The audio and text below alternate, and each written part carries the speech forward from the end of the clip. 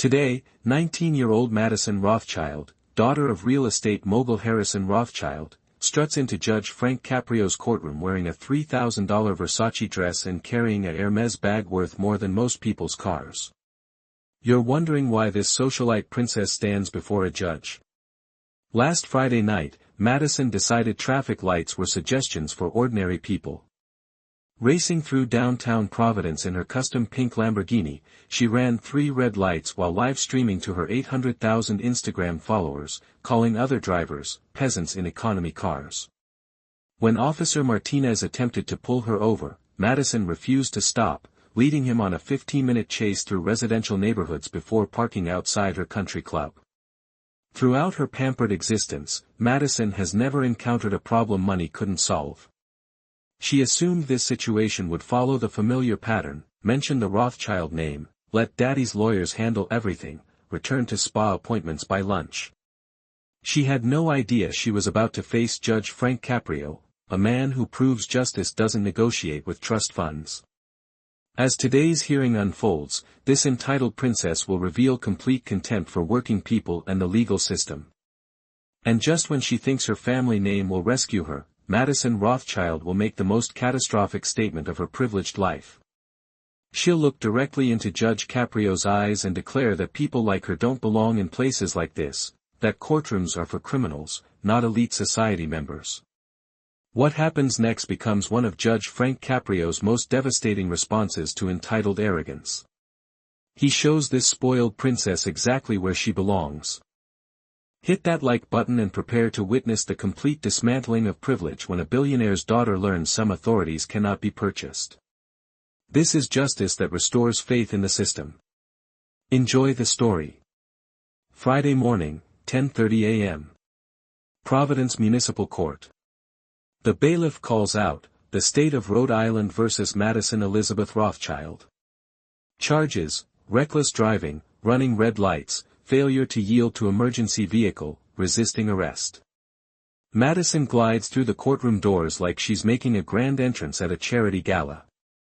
Her stiletto heels click against the marble floor with deliberate precision. She pauses dramatically at the defendant's table, looking around the courtroom with obvious disgust before taking her seat with the delicate care of someone afraid of contaminating her designer dress. Judge Caprio looks up from his papers with characteristic dignified calm. "Good morning, Miss Rothschild." Madison's response drips with condescending politeness, as if she's greeting a hotel concierge who's about to receive a complaint. "Good morning. I assume we can handle this quickly. I have a very important lunch meeting at the yacht club." The casual dismissal of court proceedings as a minor inconvenience sends immediate murmurs through the gallery. Judge Caprio maintains his professional composure. "Miss Rothschild, you're facing serious charges including reckless driving and evading police. According to the report, you led Officer Martinez on a 15-minute chase through residential neighborhoods. Do you understand the severity of these charges?" Madison's perfectly glossed lips curl into a dismissive smile. "Your Honor, I think there's been a tremendous misunderstanding. I wasn't evading anyone. I simply didn't realize that particular officer was trying to get my attention. When you're driving a luxury vehicle with superior sound insulation, it's difficult to hear external noise." Her tone suggests she's explaining something obvious to someone of limited intelligence. "Miss Rothschild, Officer Martinez's report states you ran red lights at Maple and 3rd Street while emergency vehicles pursued you with sirens activated." Madison interrupts with an irritated wave of her diamond-laden hand. "Your Honor, Officer Martinez is clearly embellishing to make his job seem more important. Do you really think someone like me would run from a police officer? My family has dinner with the police commissioner twice a year. The report states you reached speeds of 65 miles per hour in a 25-mile-per-hour residential zone where children were present." Madison's voice takes on a sharp, condescending edge. "Your Honor, we're talking about controlled high-performance driving, not recklessness. My Lamborghini has collision avoidance technology and professional-grade brakes. I had complete control at all times. Miss Rothschild, children were playing in those neighborhoods. You passed 3 elementary schools. Madison shrugs with casual indifference. Children should be supervised by their parents, Your Honor. If they're playing near roads, that's a parenting issue, not a driving issue. Besides, I have professional racing experience from Monaco. The officer's report states that he activated his emergency lights and siren, followed you through multiple intersections, and you even accelerated at several points during the pursuit. Madison waves her hand dismissively, her diamond bracelet catching the courtroom lights. Officer Martinez is probably exaggerating to justify his overreaction. These public employees love to create drama where none exists. Honestly, Your Honor, do I look like someone who would run from police? She gestures to her outfit as if her expensive clothing proves her innocence. Besides, I was on my way to a very important charity board meeting. The Harbor House Children's Foundation was depending on my attendance. Should I have been late to help disadvantaged children just because one officer decided to make a big production out of a minor traffic situation? Judge Caprio studies the report more carefully. Miss Rothschild, the pursuit began at 9:47 p.m. on a Friday night. What charity board meeting occurs at nearly 10 p.m. on a Friday? Madison pauses for just a moment, then recovers with practiced smoothness. It was a pre-event strategy session for our upcoming gala. Very exclusive, very private. We often meet outside normal business hours to avoid media attention and maintain donor confidentiality. I see. And this meeting was so urgent that you felt justified in endangering public safety to attend it? Madison's irritation becomes more visible. Your Honor, I wasn't endangering anyone. I'm an excellent driver with professional racing experience from my summers in Monaco. I've driven on the Nürburgring with Formula One instructors. I think I can handle Providence Street traffic without lecture from municipal employees. Judge Caprio leans forward slightly. Miss Rothschild, during this pursuit, you drove through 3 residential areas where children play. You ran multiple red lights. You put innocent lives at risk. Madison's composure starts showing cracks of irritation. Your Honor, I was driving a Lamborghini Huracan with advanced safety features and professional-grade brakes. I'm not some teenager in a beat-up Honda. I had complete control of my vehicle at all times. The speed limit in those residential zones is 25 miles per hour. You were clocked at 65 miles per hour. Speed limits are designed for average drivers in average cars, Your Honor. When you're operating a vehicle that costs more than most people's houses, different standards should apply. The courtroom erupts in shocked murmurs. Madison just argued that wealth should exempt her from traffic laws. Judge Caprio's expression hardens. Miss Rothschild, the law applies equally to everyone, regardless of what vehicle they drive or how much money their family has.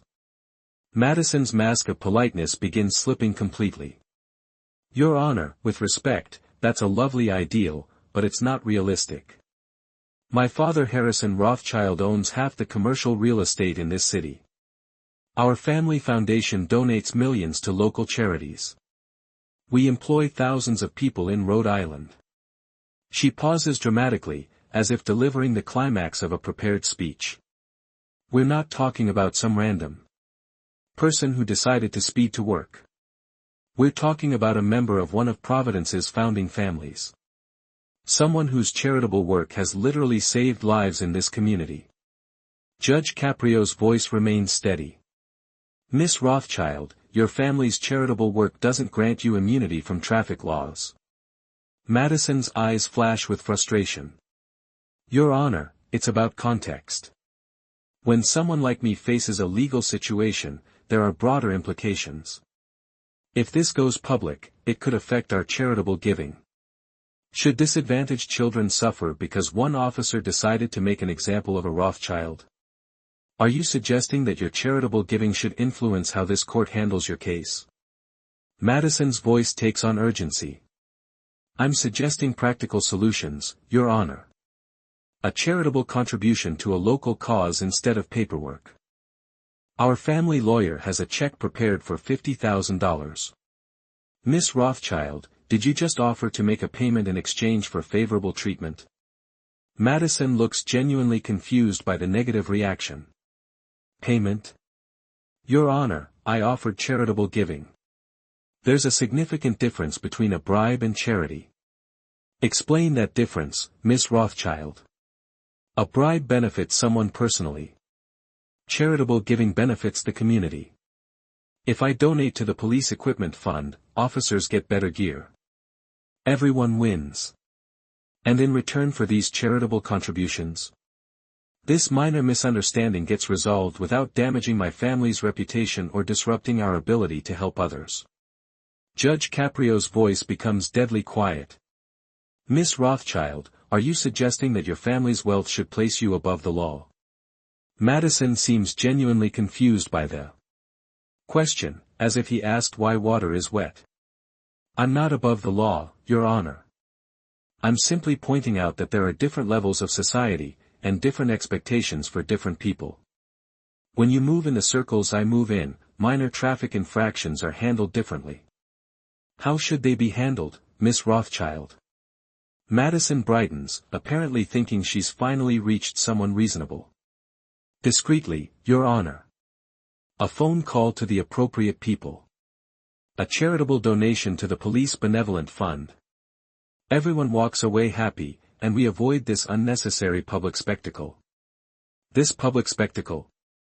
Madison gestures around the courtroom with obvious distaste. Your Honor, my family's legal issues being discussed in open court creates negative publicity that affects our business interests and charitable work. When the Providence Journal writes about a Rothschild getting traffic tickets, it reflects poorly on our family foundation and could impact future fundraising. The courtroom falls into stunned silence.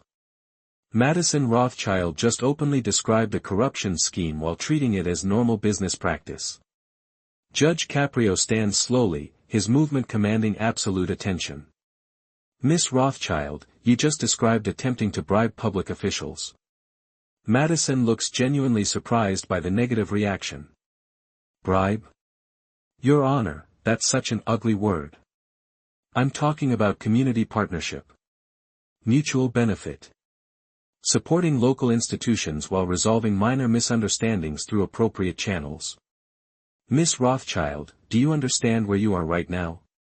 Madison glances around the courtroom with obvious disdain. I'm in municipal court, Your Honor. Which, frankly, is exactly my point about this entire situation being inappropriate. Judge Caprio's voice cuts through the silence like a blade. What do you mean by inappropriate, Miss Rothschild? This is the moment Madison Rothschild makes the statement that will define her public humiliation. Your Honor, I don't belong here. People like me don't belong in places like this. Courtrooms are for criminals, for people who actually break laws that matter. I'm from one of Providence's most respected families. I attend charity galas with senators and governors. She gestures dismissively at the other defendants and spectators. This is a place for people who steal cars and rob stores. I had a minor misunderstanding about traffic signals. The fact that I'm sitting here with actual criminals is insulting to my family's reputation. The courtroom explodes in outrage.